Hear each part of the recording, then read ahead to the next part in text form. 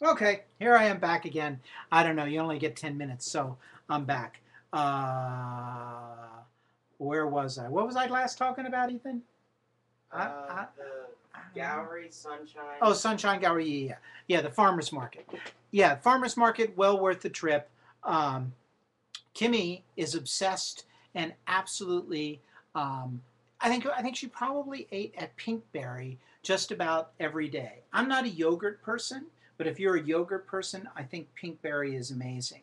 Oddly enough, it feels very much like a very trendy kid robot store. Very big super graphics, very cool kind of toys. Again, I'm not a yogurt person. Obviously, you can tell by looking at me, I'm more the Haagen Dazs type. But anyway, it had all kinds of fresh fruit. She was obsessed with Pinkberry. They had a Pinkberry. That was really cool. Let me tell you something though.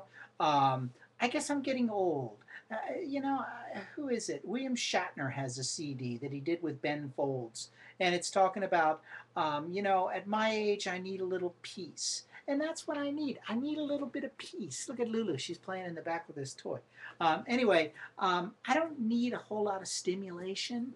I really like the beach. I really liked Hermosa Beach. I've done Venice and Santa Monica, but we went to Hermosa and everybody was riding their beach bike. I have a great rat rod bike. I saw a rat fink bike there. That was really fun. If I had the money, I would live there. That's where I would live if I could choose anywhere to live. I think it would be Hermosa Beach. Um, we did that. We did Redondo Beach, which was very weird. Redondo was almost all fishermen. If you're into fishing, maybe that's cool, but I wasn't. Now, they were also catching a lot of mackerel off of the pier at Hermosa Beach, which was very cool. Um, but anyway, that was just a really cool place with a very cool vibe. I'd highly recommend doing that. Um, let's see, what else did we do? Oh, the Queen Mary. The Queen Mary is very cool. They do a big show every year, the Iron and Ink Festival, which again is all hot rods, cars, and tattoos and pinup girls. I wish we were there for that. Unfortunately, that falls right near Kimmy's birthday in June. So I'm teaching and we couldn't go to that. But we did go to the Queen Mary, and the Queen Mary has an awful lot of sentimental value. My wife, oddly enough, went on the Queen Mary and rode the Queen Mary. That's not probably right. Rode it. Um, I guess went on. How would you say that? She went on a voyage of the Queen Mary when she was 8 years old. She went with her mother and her grandmother, and they went from New York to France, where her mother and grandmother were from. So Kimmy has a lot of memories of the Queen Mary. The Queen Mary is a very cool ship. This Destination magazine has a bunch of stuff on the Queen Mary. Um, there's the swimming pool, which totally freaked my wife out. Um, there's some pictures of it here in this magazine. The Queen Mary is a very cool ship. It is now dry docked. It is a hotel. It is a tourist attraction. All the engines have been removed, but it's very well worth going to. However, we decided that we were going to do the haunted tour.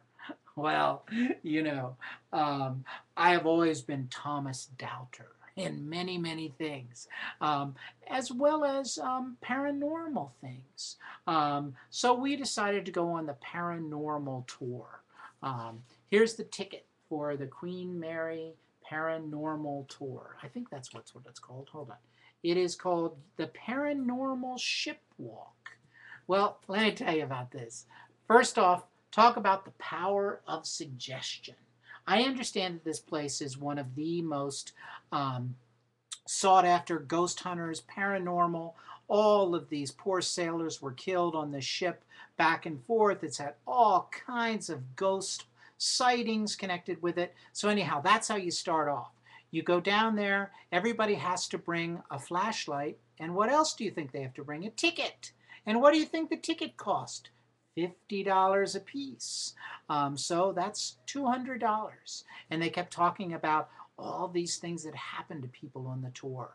Grown men had lost had lost control of their bowels, and women had felt they had been violated, and all of these ooh boo hoo business going on before you got on the tour. So they got everybody juiced up, and you had to bring this flashlight, and it was dark as pitch. Okay, of course, dark as pitch. And they take you down these flights of stairs. First off, I'm way too old and way too fat to go up and down these ladders and gangplanks. I can't believe that they haven't had more people that have cut their foot or suits or whatever. But I did it. It's like, okay, when in Rome, we'll do it. So anyway, I did it. But, oh, what a spook show.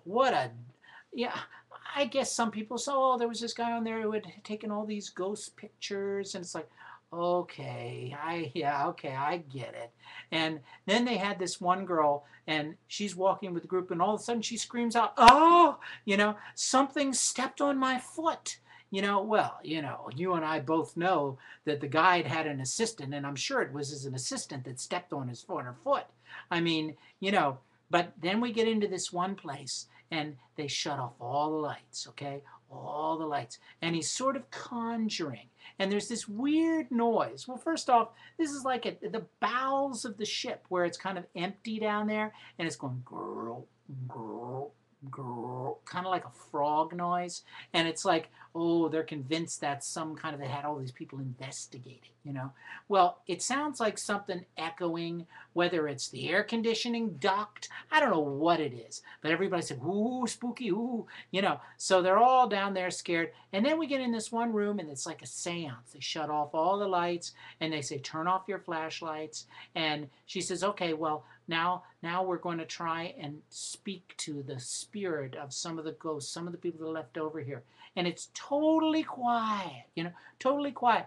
And let me tell you something. She says, are you trying to contact us? The other one says, give us a sign, give us a sign. And let me tell you, Sean, as well as Kimmy was obsessed with Pinkberry, Sean and Ethan were obsessed, here's the sauce, with Del Taco. We don't have Del Taco. I really like Del Taco.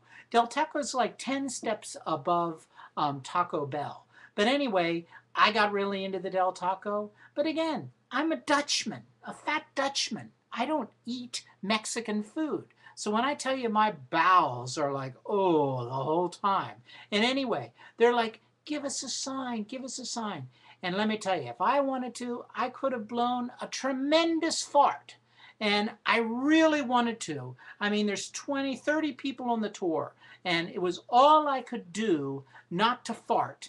But I figured they'd throw me off, and Kimmy would be out the $200. So I decided not to. But I don't know. I don't think I'd recommend the tour. If you're into that boo-hoo kind of business, maybe that would be okay.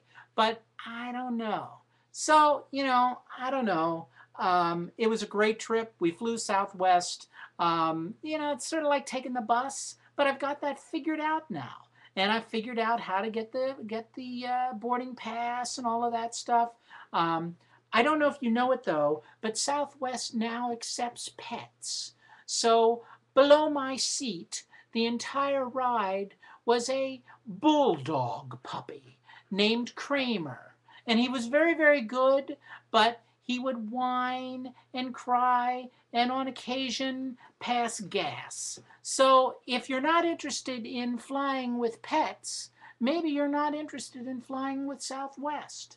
But there you go. So those are some of my highlights. Again, I'm old and tired, and I would recommend the beach. And I'd recommend Del Taco. And if you are in better shape than I would recommend Pinkberry, because Kimmy loved it and said it was the best yogurt and it was very, very good for you. So go to LA. I love LA. Sort of. So that's it, you guys. So join me next time, and we'll talk about what else is going on in my life. Heading back to school and soon to Comic-Con. See ya. Bye-bye.